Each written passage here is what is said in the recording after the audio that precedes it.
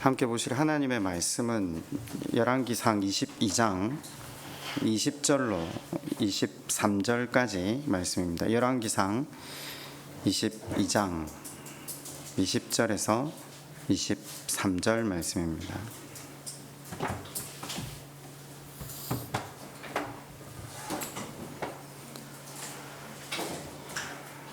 열왕기상 22장 20절로 23절 말씀을 교독하도록 하겠습니다.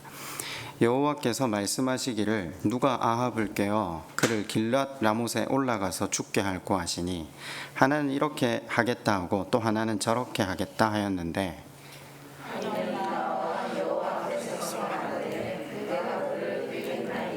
여호와께서 그에게 이르시되 어떻게 하겠느냐 이르되 내가 나가서 거짓말하는 영이 되어 그의 모든 선지자들의 입에 있겠나이다. 여호와께서 이르시되 너는 꾀겠고 또 이루리라 나가서 그리하라 하셨은즉 이제 여호와께서 거짓말하는 영의 왕 이 모든 선지자의 입에 넣으셨고 또 여호와께서 왕에 대하여 화를 말씀하셨나이다. 아멘. 하나님은 거짓말을 하실 수 있습니까? 없습니까? 하윤이가 대답할 줄 알았어요. 제가 하윤이 오늘 설교 잘 들어야 되겠네. 그치? 그렇죠. 저도 어릴 때부터 이렇게 배웠거든요. 하나님 거짓말 하실 수 없다. 왜냐 하나님 절대 선이기 때문이다. 그죠? 근데 선이 뭐죠? 지금 이 질문은 우리가 던졌잖아요. 하나님은 거짓말을 하실 수 있냐 없냐? 그럼 기준이 누가 되죠? 기준이 누가 되냐고요? 우리가 기준이 되죠. 질문 자체가 사실은 틀린 거죠. 제가 이해가 되세요?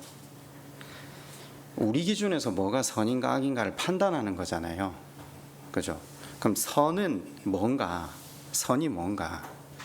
제가 여러 번 사실 설교를 했는데 이걸 기억하실지 모르겠습니다. 모세가 그 방주에 담길 때 하나님이 보시기에 아름다웠더라. 그죠? 그 구절 기억나세요 혹시?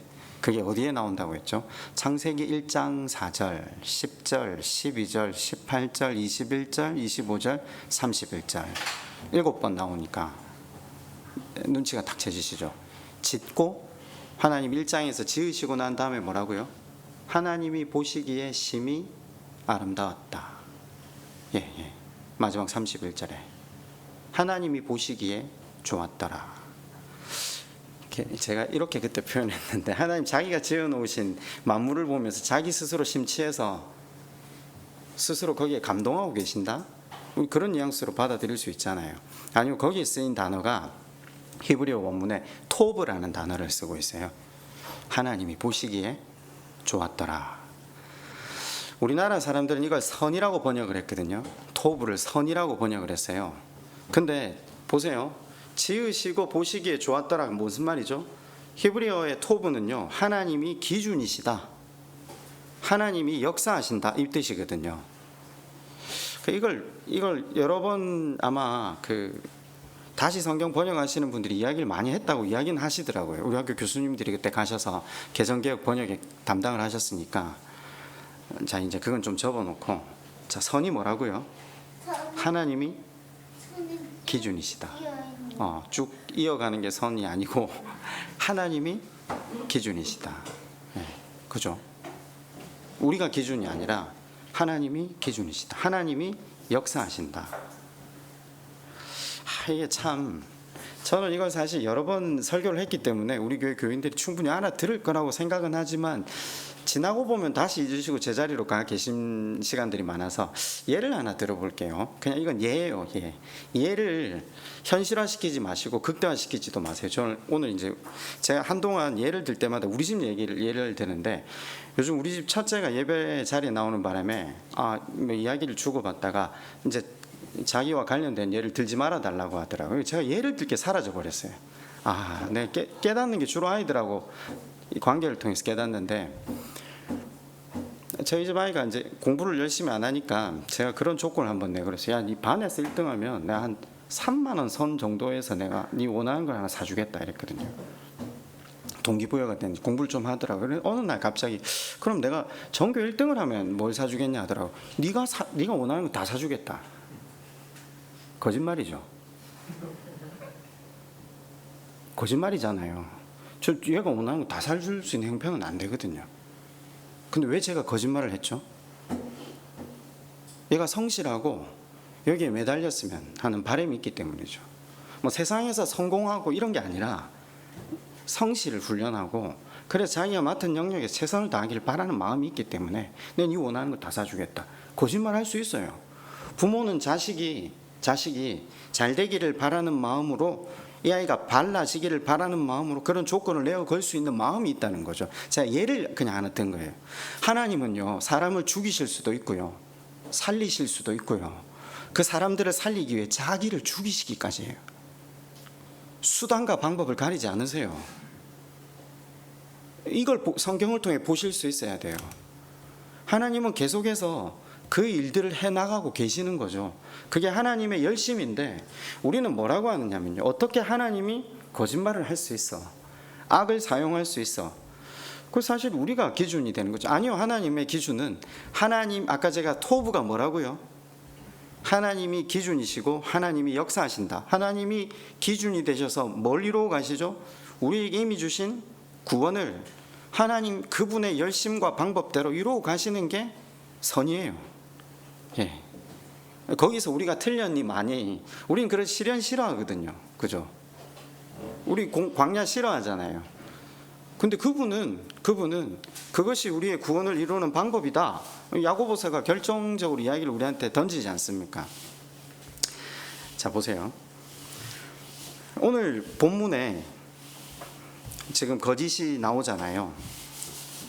만약에 우리가 단순하게 교리적인 측면에서 하나님은 선하시다, 그렇기 때문에 하나님은 거짓을 행하실 수 없다, 자가당착에 빠지면요, 제일 먼저 이해가 안 가는 성경이 욥기입니다. 그렇죠? 아니, 하나님이 사단을 사용하셔?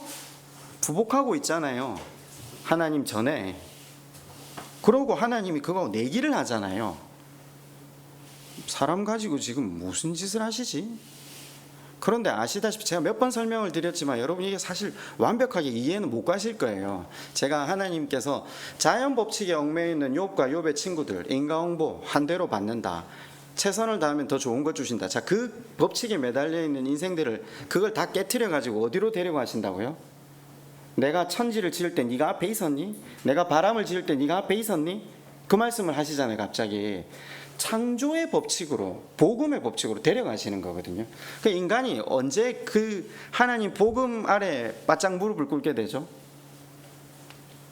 자기를 부인할 때, 우리 법칙, 우리 기준, 우리가 가지고 있는 경험, 가치를 내어버릴 때 하나님 법칙 아래로 들어갈 수 있죠. 그때가 되면 나는 9시에 왔는데 너는 5시에 온 주제에 구원을 받아? 이런 말이 안 나오는 거죠.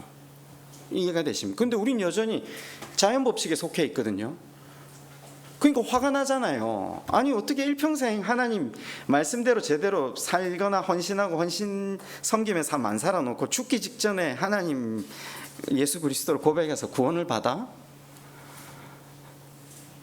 원망스럽고 막 분이 나지 않으세요? 그게 우리가 자연 법칙에 갇혀 있다는 거죠.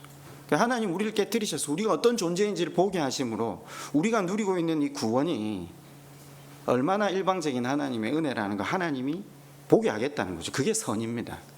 기독교가 말하는 선이 토부가 하나님 앞에 항복된 자들,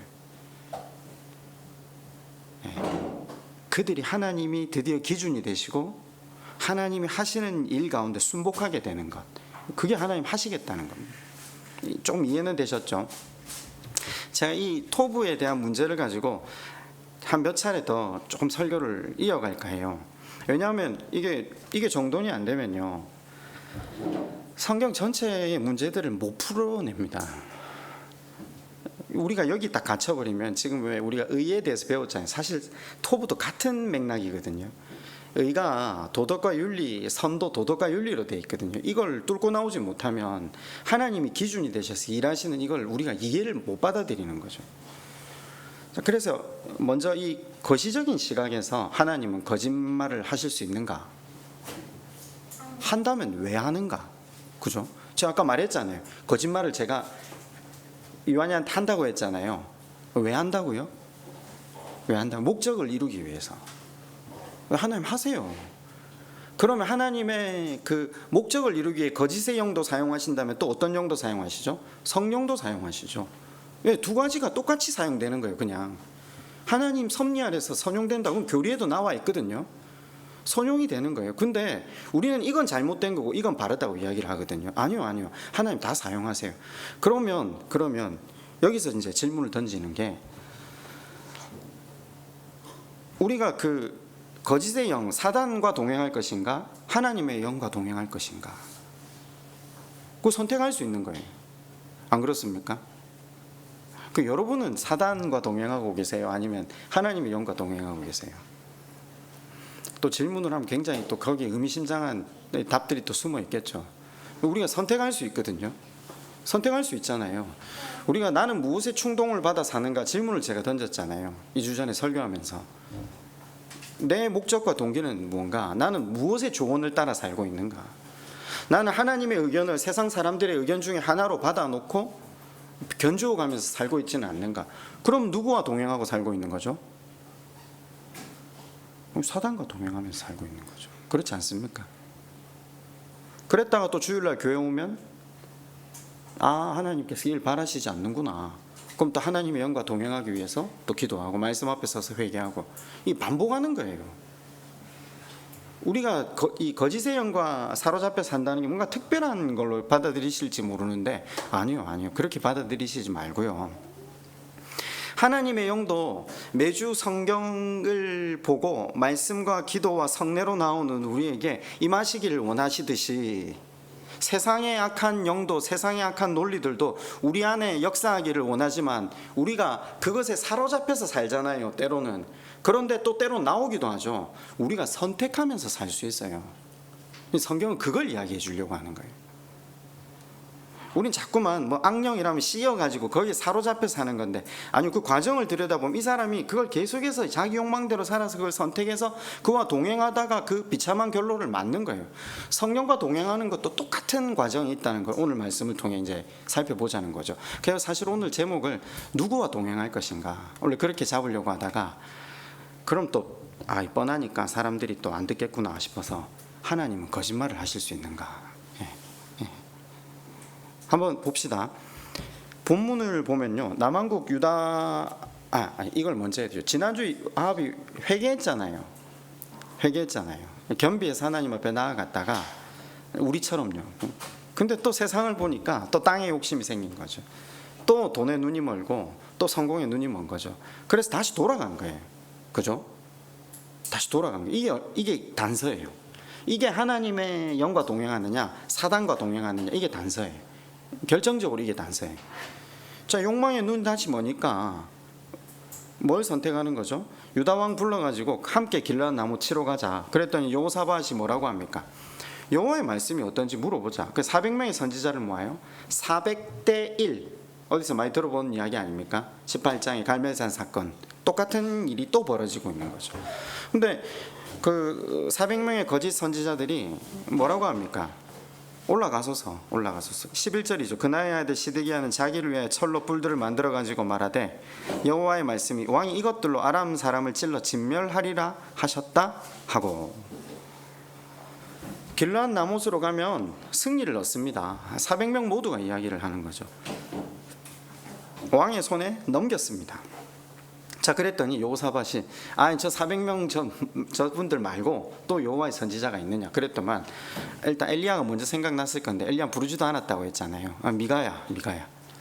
그랬더니 이제 미가야를 사신들이 데리러 갔거든요. 13절에 가서 사신들이 미가야 귀에 뭐라고 귀뜸을 먼저 합니까? 앞에 선지자들이 길하게 된다고 예언했다. 당신도 그렇게 해달라. 그래가지고 이제 두 왕 앞에 왔잖아요. 15절입니다. 이 왕에게 이르니 왕이 그에게 이르되 미가야야, 우리가 길르앗 라못으로 싸우러 가랴 또는 말랴. 그랬더니 뭐라고 합니까? 그가 왕께 이르되 올라가서 승리를 얻으소서. 여호와께서 그 성읍을 왕의 손에 넘기시리이다. 예? 좀 이렇게 한 거예요. 이해가 지금 왜 그럽니까? 16절에 뭐라고 합니까? 왕이 그에게 이르되 내가 몇 번이나 네게 맹세하여야 네가 여호와 이름으로 진실한 것만 말하게 하겠느냐. 아니 아합이 기뻐해야 되잖아요. 이긴다 했으니까요. 이게 지금 문어체잖아요. 우리가 지금 구어체가 아니거든요. 뉘앙스를 모르거든요. 근데 미가가 한 예언을 듣고마자 아합이 기뻐합니까? 화를 냈습니까? 화를 냈잖아요 지금. 그럼 행간이 보이죠. 어떤 상황이 벌어졌다는 거죠? 미가가 말은 했는데 지금 이 말에 아합의 승리를 빈정대는 투로 이야기했다는 겁니다. 그걸 봐야죠. 이건 국어잖아요. 그러니까 화를 내잖아요. 화를 내면서 뭐라고 합니까? 똑바로 이야기해라. 똑바로 이야기해라. 그랬더니 17절에 그가 이르되 내가 보니 온 이스라엘이 목자 없는 양같이 산에 흩어졌는데 여호와의 말씀이 이 무리에게 주인이 없으니 각각 평안히 자기 집으로 돌아갈 것이니라 하셨나이다. 무슨 말입니까? 전쟁의 사령관인 아합이 죽었으니까 군사들이 다 흩어질 것이다. 지금 그 이야기잖아요. 그럼 무슨 말이죠? 그럼 전투에 나가면 반드시 죽는다 이 말이잖아요.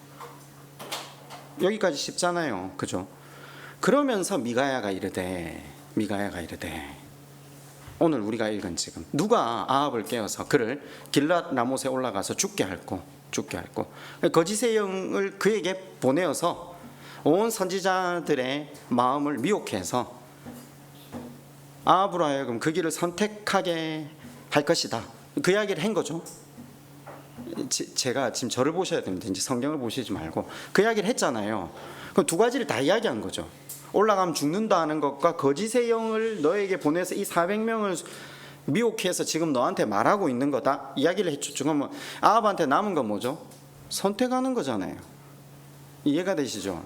지금 거짓의 영이 들어왔다고 해서 거짓의 영이 아합을 사로잡아서 아합의 선택을 방해한 게 아니라, 그렇죠. 엄밀하게 따지면 이미 욕망의 눈이 어두워진 아합은 400명의 거짓 선지자들의 말을 따라가는 거죠. 그걸 성경적인 표현으로 뭐라고 하시죠? 하나님이 바로의 마음을 강팍해 하셨더라 이렇게 표현하는 겁니다.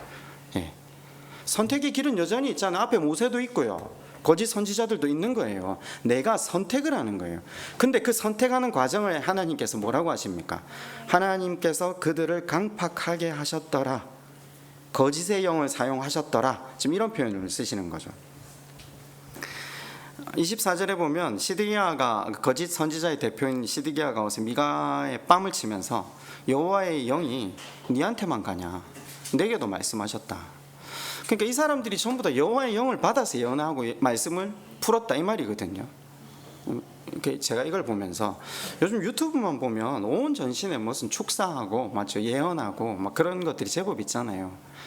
우리 교회 교인들은 안 보시리라 생각하지만 조회수가 막 수십만 회거든요.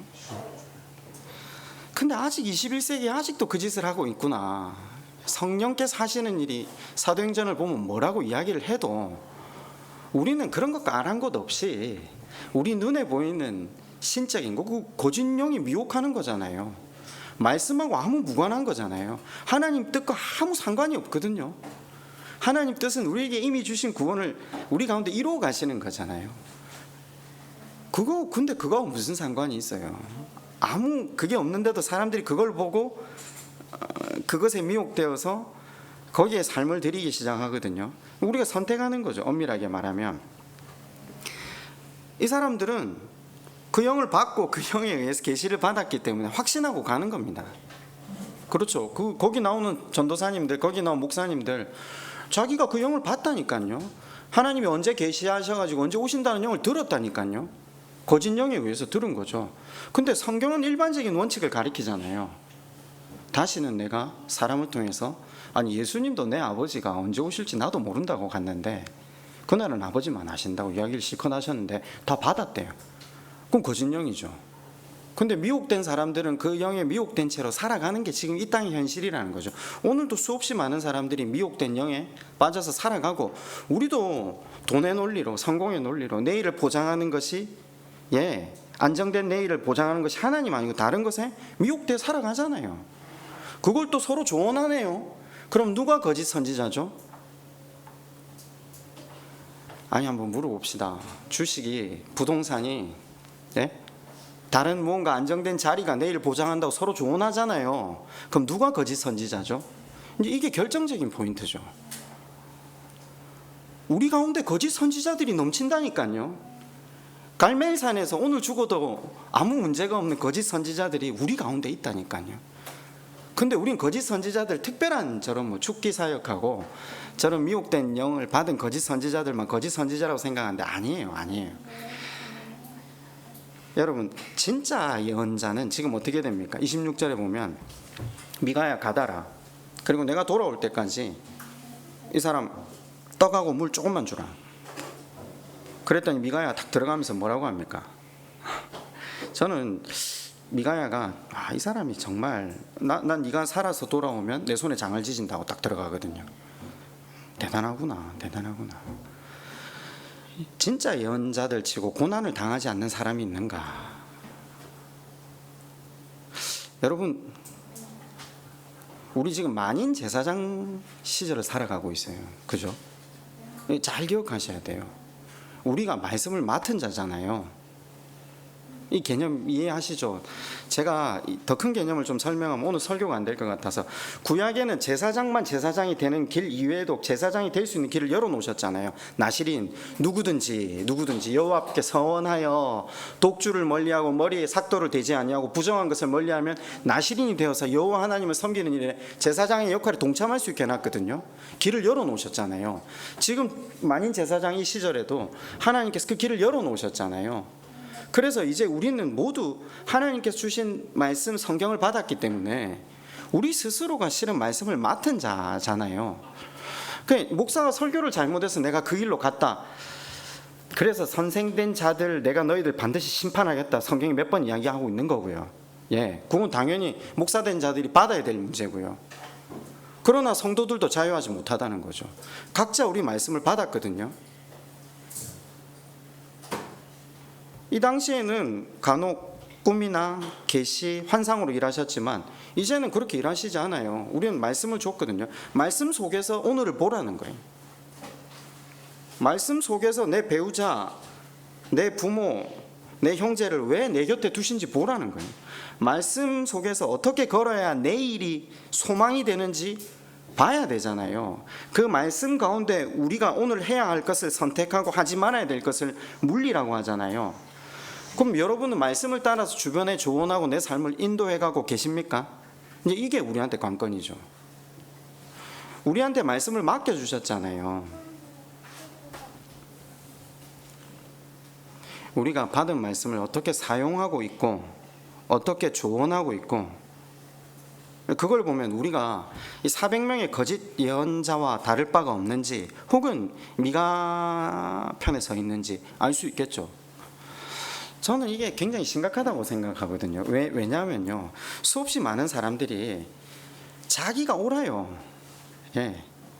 뭐가 옳고 그른지를 고민해 본 적이 없다는 거죠. 성경은 어렵거든요. 다 어렵대요. 그냥 이거 읽으면 이해가 안 된대요. 공부를 해야죠. 어쩔 수 없잖아요. 제가 그런 말씀을 여러분한테 몇 번 드린 적이 있는데, 읽다가 보니까 말이 안 되더라고요. 제가 볼 때는 잘해서 복을 받는데 분명히 읽어보면 잘한 게 없거든요. 국어니까요. 우리 고등학교 다닐 때 얼마나 수도 없이 성경 읽었어요. 교회에서 시키니까 정말 많이 읽었거든요. 읽을 때마다 성경이 앞뒤가 안 맞는 거예요. 근데 누구한테 물어보면 가르쳐주는 사람이 없어요. 너무 답답한 거죠. 17살 때부터 말씀을 들었거든요. 다른 교회 말씀을. 우리 교회에서 물어봐도 안 가르쳐주니까, 안 되니까 또 다른 교회 금요철에 가서 또 들어보고 테이프 사서 듣고 난리를 한 거죠. 왜냐하면 내가 성경을 읽는데 성경이 이해가 안 되니까 이해가 하고 싶은 거 아니에요. 이거 기본적인 욕구 아니에요. 너무 이해가 하고 싶은데 이해를 시켜주는 사람이 없더라고요. 그럼 제가 거짓 선지자가 되는 거예요. 제가 목사이기 이전에요. 거기 그냥 그렇게 살아가면서 내 마음대로 해석하잖아요. 우리 다 그렇게 배웠잖아요. 열심 충성 봉사하면 하나님 복 주신다고. 열심으로 하나님 섬기면 인생의 재앙이나 인생의 고통스러운 일은 없다고. 근데 우리 주변에 잘 믿는 사람들이 갑자기 사고로 죽거나 잘 믿는 사람들이 환난과 고난에 빠지는 문제 해결 못했거든요. 욥은 왜 이 고난이 있어야 되냐니까 더 정금같이 나오려고 했대요. 말 같지도 않은 이야기죠. 그러니까 성경이 해석이 안 되는 거예요. 어느 날부터 너무 고통스럽더라고요. 저는 그래서 공부를 한 거예요. 이게 하루아침에 공부한다 해결될 것도 아니지만, 그러면 공부를 안 하면 어떻게 되죠? 그냥 거짓 선지자로 살아가는 거예요. 근데 저는 용감한 게 거짓 선지자라고 생각해요. 새가 더 크거든요. 지금 400명이 더 크거든요. 400명이 우기는데 혼자서 이야기해봐야 아무 소용이 없는 것 같아요. 제가 신대원에 가서 굉장히 인상적이었던 건, 신대원 한켠에 그 도서관 밑에 걸려있는 졸업생들의 사진 1회부터 쭉 걸려있거든요. 진짜 피죽도 못 얻어먹은 얼굴로 사람들이 졸업 사진을 찍었어요. 옛날에 딱 보면. 지금이야 사람들이 막 풍채가 좋고 그러는데, 옛날에 보면 삶 전체를 예수께 드린 사람들, 그 은혜에 감사해서 자기 삶 전부를 하나님께 드린 사람들의 사진이 우리 선배들이 쫙 붙어 있거든요. 그걸 보면서 제가, 저 사람들이 자기의 인생을 드린 자국들이 저렇게 남아있는데, 저 사람들이 무엇에 시간을 쏟고 무엇에 관심을 두느냐에 따라서 인생이 결정이 다시 되는 거죠. 이해가 되세요? 목사들이 말씀을 맡았는데, 말씀을 가까이 하고 말씀을 고민하고 하나님의 뜻을 공부해야 되는데, 이걸 못하면 어떻게, 지금 저 사람들이 한국 교회를 이 모양 이 꼬라지로 만든 주범이 돼가지고 있더라고요. 그 사람들 처음에 다 선하게 시작했어요. 우리 하나님께 우리 인생을 드립니다. 근데 말씀 안에서 걸어가지 않으니까 무엇에 시간을 쏟고 무엇에 관심을 두느냐에 따라서 인생이 결정돼 버리는 거죠. 내가 무엇과 동행할 건가 내가 결정하는 거죠. 그거 다 돈이고 부동산이잖아요. 목사들이 그렇다니까요. 그러니까 한국 교회가 무슨 소망이 있겠어요. 솔직히 말해서. 지금 인터넷 방송 안 되니까 그냥 가감 없이 이야기하는데, 우리 안 그렇습니다. 우리 그런 세상에 살고 있잖아요. 뉴스만 보면 그런 이야기가 나오는데 무슨 하나님 뜻을 이해하려고 애를 쓰겠습니까? 근데 자, 지금 이게 목사만의 문제면 괜찮아요. 근데 여러분은 여러분 각자의 구원을 이루어 가셔야 되잖아요. 이게 문제죠. 내가 무엇에 시간을 쏟고 무엇에 관심을 두느냐에 따라서 내 삶도 거짓 선지자로 갈 수 있고 하나님 마음에 합한 사람으로 갈 수도 있다는 거죠. 그건 우리가 결정해야 되는 거죠. 내가 누구와 동행할 건가? 누구와 동행할 건가? 여러분, 그 말씀에 이해가 있다가도 아합처럼 하나님 앞에 겸비해서 회개를 하다가도 욕망이 딱 내 눈을 비치기 시작하면요, 결국 아합과 같은 길을 걷게 돼. 한 번 회개는 가능하지만 계속 예배를 통해 내 주권을 내려놓고 하나님 앞에 회개하는 작업을 반복하지 못하면 우린 결국 거짓 영과 동행할 수밖에 없는 지경으로 우리 스스로가 가는 거죠. 자, 다시 좀 또 큰 그림을 또 한 번 더 봅시다. 다시 질문해 볼게요. 하나님은 거짓말 하실 수 있습니까? 없습니까? 그럼 여기에 대해서 우리가 하나님이 토브, 하나님이 기준이십니다, 이렇게 답을 해야 됩니다. 그러면 우리가 옛날에 배웠죠. 하나님은 사단을 사용하실 수 있습니까? 우리 뭐라고 배웠죠? 사용하신다고 성경에 나와 있잖아요. 뭐 제가 가르치지 않아도 루시퍼는 아니에요. 아니라고 뭐 수도 없이 말씀드렸으니까 이제 우리 교회 교인들은 그런 질문 안 하실 거라고 생각해요. 그 단테가 쓴 소설 신곡에 나오는 이야기가 루시퍼고, 성경에는 분명히 하나님이 부리시는 영이라고 돼 있지, 하나님하고 대등하게 하나님의 반대 세력에 서서 하나님의 일을 방해하는 세력은 나오지 않아요. 보실래요? 사무엘상 16장 13절로 한번 가보십시다. 사무엘상 16장 13절. 이거는 같이 한번 가보셔야 돼요. 이걸 통해서 한번 다시 설명을 해보려고 해요. 사무엘상 16장 13절 14절 두 절입니다. 사무엘이 기름 뿔병을 가져다가 그의 형제 중에서 그에게 부었더니 그날 이후로, 여기서부터 다 같이 읽어볼까요? 시작. 다윗이 여호와의 영에게 크게 감동되니라. 사무엘이 떠나서 라마로 가니라. 여호와의 영이 사울에게서 떠나고 여호와께서 부리시는 악령이 그를 번뇌하게 한지라. 자, 똑같은 구절이 나오는 거죠.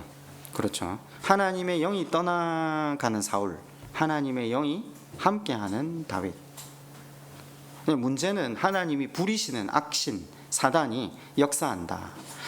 여기서 우리식의 기준에 묶여 사는 사람들은 아연실색하죠. 하나님이 악을 부리신다. 이거는 제가 2015년도에 두 번 영에 대해서 설교를 두 번 연달아 했거든요. 그걸 몇 번 참조해 보시라고 하다가 안 돼가 다시 설교를 또 하긴 했는데, 하나님이 선이시라고, 하나님이 우리의 구원을 이루시기 위해 하나님은 모든 방법을 강구하신다. 자, 그런데 이제 중요한 문제. 우리에게 속이는 영이 오면 어떻게 됩니까? 그죠? 우리한테 하나님이 속이는 영을 보내면 어떻게 됩니까? 분별해내야 되잖아요. 근데 우리가 욕심에 사로잡혀 있으면요, 못 분별하겠죠.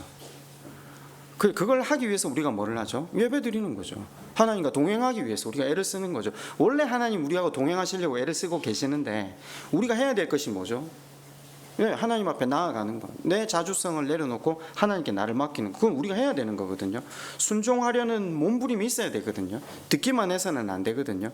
그게 안 돼서 야고보서가 1장 22절에 탄식하고 있잖아요. 너희가 듣기만 하고 하나님께 너희를 맡기지 않냐. 이 말이 뭐냐면요, 마지막 절에 나오는 의의 기도하고 똑같은 거예요.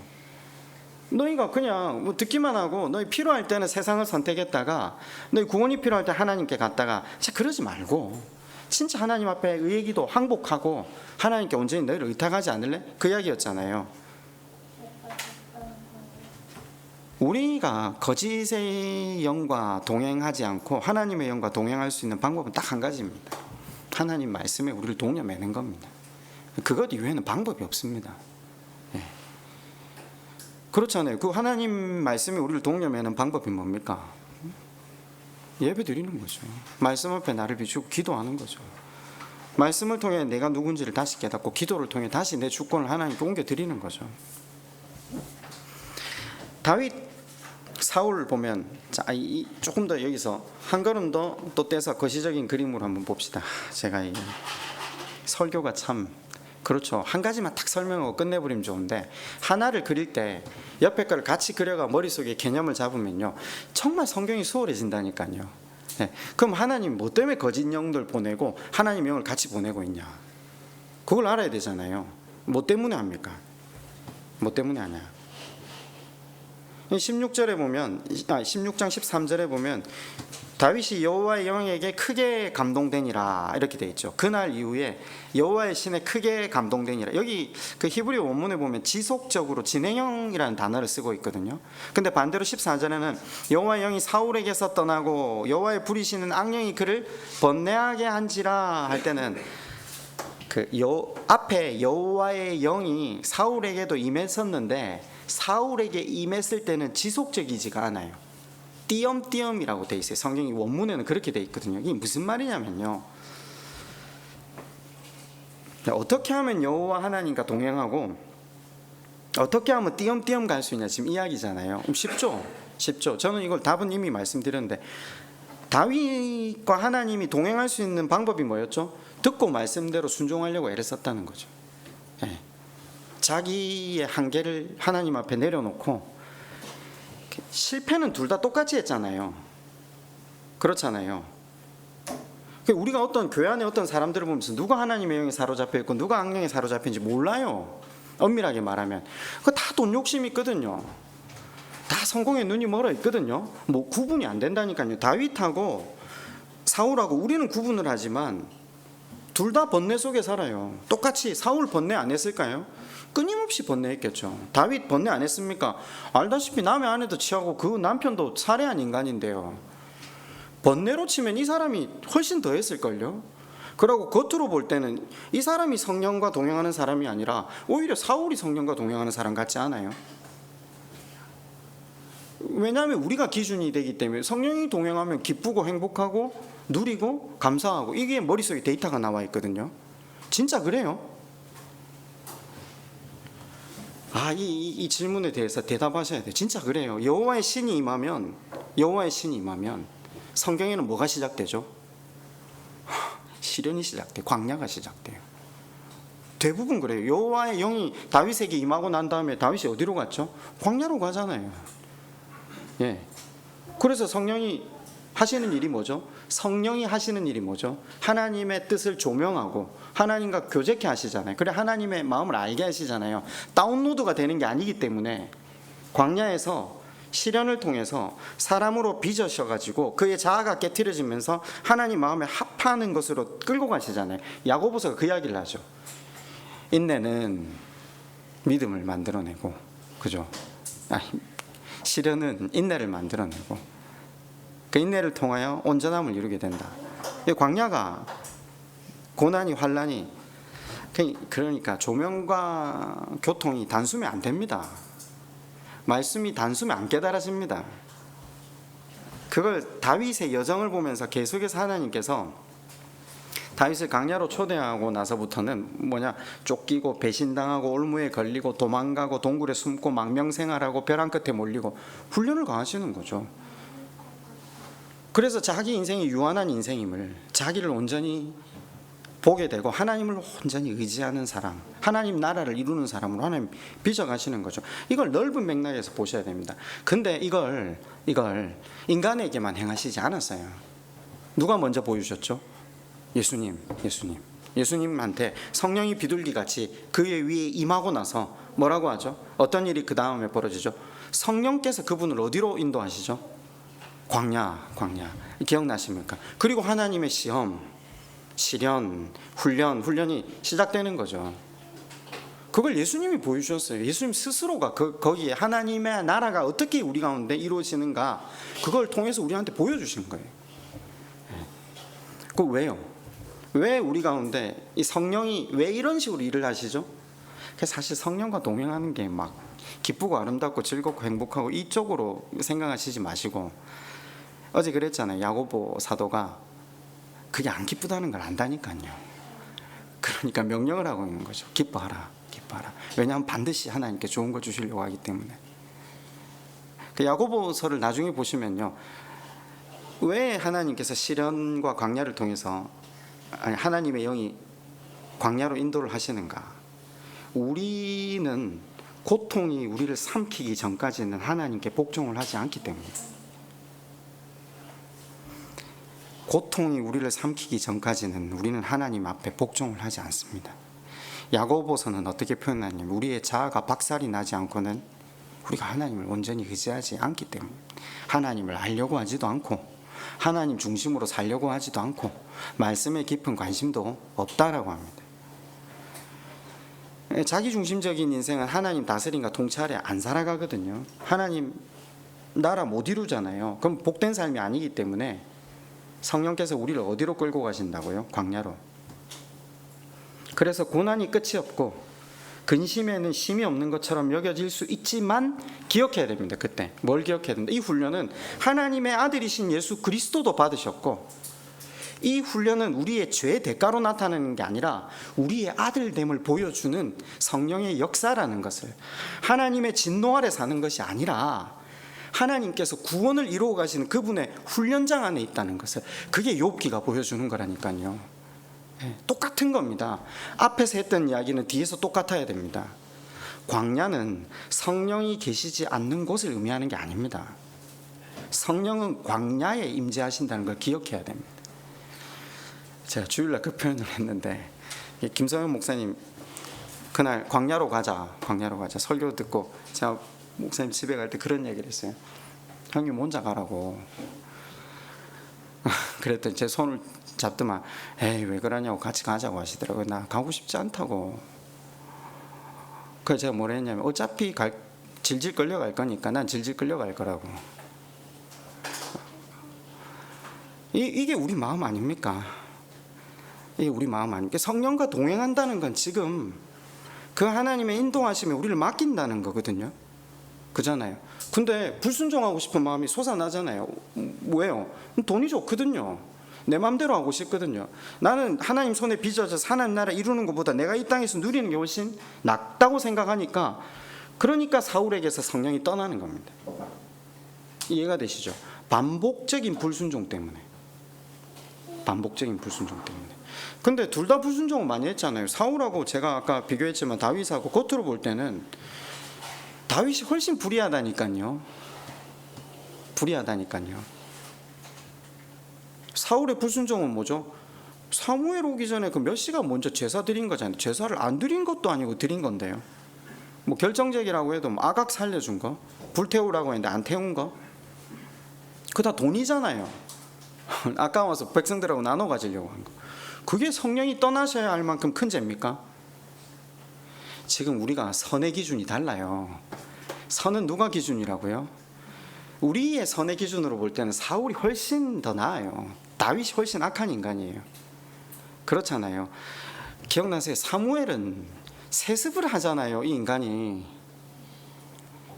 그 앞에 엘리가 아들들에게 세습하고 너희가 그리하는 것이 좋지 아니하다, 아이들을 말씀 안에서 바르게 야단치지 못한 결과가 뭐죠? 하나님이 개입하시니까 그 아들들이 변사하잖아요. 너희 집안에 나이 들어 죽는 사람이 없을 것이다. 나 젊어서 죽게 하겠다. 하나님의 지독한 저주와 징계가 내리잖아요. 우리 봤잖아요. 근데 그런 사람들한테 무슨 소망이 있어요? 겉으로 볼 때는 다시는 살려둘 수 없는 건데, 하나님은 우리가 볼 때 하나님, 저는 안 됩니다. 네, 저는 예배당 들어 예배 드릴 수 있는 존재가 못 된다는 걸 하나님 앞에 두 손 들고 나아갈 때 그걸 또 의로 보시네요. 의로 보신다니까요. 사실 동의가 안 되는 부분이 많아요. 왜 동의가 안 되냐? 하나님이 기준이 안 되시기 때문에. 네. 하나님이 말씀하시는 정의와 달라서기 때문에. 하나님이 선이라고 하시는데 우리가 선이라고 하는 거죠.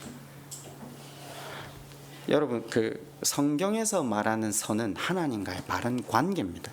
그죠? 죄는요, 항상 관계적인 의미로 설명이 된다니까요. 죄는 하나님과의 관계가 끊어진 걸 이야기합니다. 그 죄의 반대말은 의잖아요. 의. 하나님과 바른 관계. 하나님과 바른 관계에서 끊어진 것. 하나님께서 우리에게 이 땅에서 살게 하신 이유는 서로 섬기고 왕으로서, 제사장으로서, 그죠?